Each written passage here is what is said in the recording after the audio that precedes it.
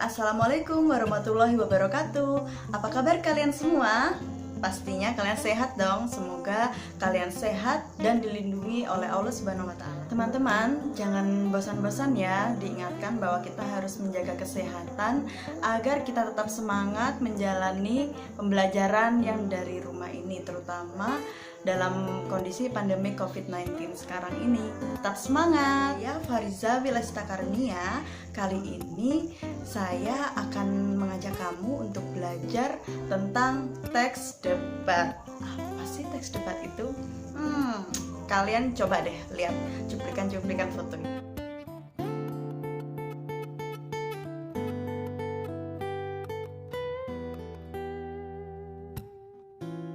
Nah teman-teman, dari cuplikan yang tadi telah disajikan, pasti kalian telah melihat adanya dua kubu yang saling membicarakan tentang suatu hal. Nah, itu mereka sedang debat. Lalu, apa sih debat? Nah, sebelum kalian mengenal teks debat lebih jauh, mari kita amati video debat berikut ini.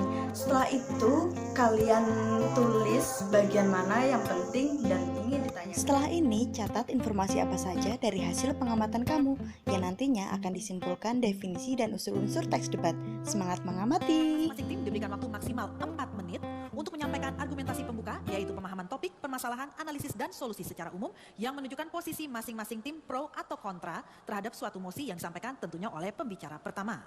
Di dalam International Bar Association of Judicial Independence, secara tegas disebutkan bahwa the executive shall not have control over judicial functions, yang mana artinya eksekutif tidak boleh memiliki kontrol terhadap fungsi peradilan. Terima kasih banyak pembicara pertama dari tim Nusantara 4 yang mewakili pihak yang pro, dan selanjutnya kita akan dengarkan bagaimana argumentasi pembuka dari tim Nusantara 8 selaku yang kontra.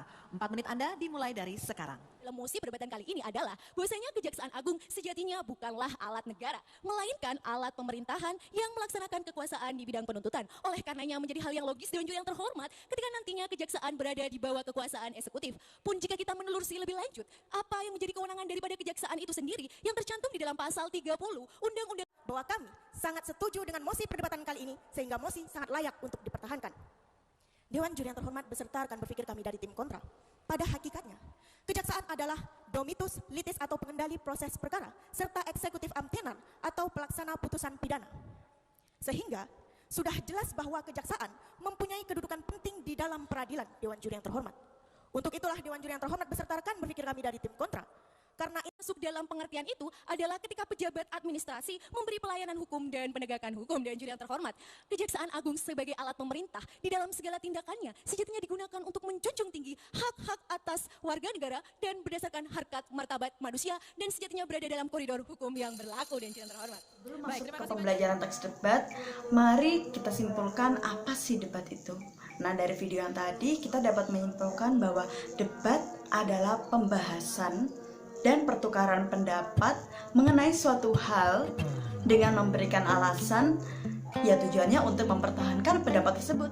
Nah, dari pengertian debat tadi dapat disimpulkan bahwa debat adalah pembahasan atau mempertukarkan mengenai suatu hal. Nah, suatu hal yang dimaksud di sini adalah mosi. Mosi adalah unsur terpenting dari debat.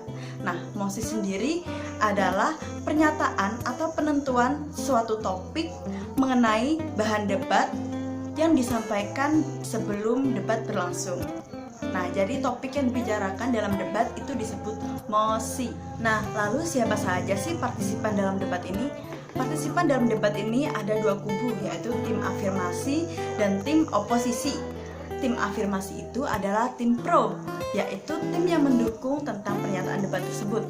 Lalu tim oposisi adalah kebalikan dari tim afirmasi, yaitu tim yang menolak atau tidak setuju dengan topik yang diperdebatkan. Adanya dua kubu ini tentu ada yang memimpin supaya tidak terjadi kekacauan, ya kan? Supaya perdebatan terjadi secara sistematis. Nah, pemimpin debat ini namanya moderator. Moderator ini sesuai fungsinya berperan sebagai pemimpin atau mengarahkan dan mengatur jalannya debat. Seorang moderator harus mampu menengahi kedua belah pihak apabila terjadi kekacauan. Selain itu, adanya penonton atau juri. Penonton atau juri memiliki peran sebagai penentu pemenang debat. Karena itu, penonton atau juri harus memiliki wawasan yang lebih luas dan mampu bersikap adil, bukan berdasarkan keputusannya terhadap pendapatnya sendiri. Nah, selain itu ada unsur yang penting dalam debat, yaitu adalah notulen. Nah, notulen ini berfungsi menulis berbagai perjalanan debat, mulai dari pernyataan dari mosi, pernyataan dari pihak afirmasi ataupun pihak oposisi, yang nantinya akan disimpulkan menjadi pernyataan yang baru dan disampaikan. Perlu diingat bahwa dalam teks debat perlu disampaikan fakta yang aktual selain pendapat untuk menguatkan pendapat kamu. Jadi, sampaikan fakta terlebih dahulu, lalu sampaikan pendapat kamu. Sudah paham? Fakta-fakta yang diambil dalam teks debat bisa kalian dapatkan dalam lingkungan nyatanya atau bisa kalian dapatkan melalui internet dengan rujukan yang tepat atau sumber yang terpercaya. Tidak boleh sumber yang sembarangan karena itu akan melemahkan pendapat kalian. Oke, sekarang saatnya kita berlatih menulis teks debat. Yang pertama, kalian harus membuat mosi. Kali ini saya akan menentukan mosinya. Nah, mosi kali ini adalah dihapuskannya UN di Indonesia. Oke, setelah kalian mengetahui mosi yang saya sampaikan, kalian harus mencari informasi-informasi terkait mosi yang saya sampaikan tadi. Mosi terkait UN, bagaimana UN di Indonesia, bagaimana kebijakan pemerintah, bagaimana tanggapan-tanggapan warga atau tanggapan-tanggapan orang tua atau murid-murid terkait UN yang dihapuskan. Setelah itu kalian pilah yang mana yang mendukung penghapusan UN dan yang mana yang tidak mendukung penghapusan UN. Yang mendukung penghapusan UN disebut tim afirmasi, ingat. Yang tidak setuju dengan penghapusan UN disebut tim kontra atau tim oposisi. Silahkan kalian tulis bagaimana fakta-fakta yang terjadi, fakta-fakta yang ada yang kalian cari di internet atau di media sosial manapun. Lalu kalian tulis pendapat kalian.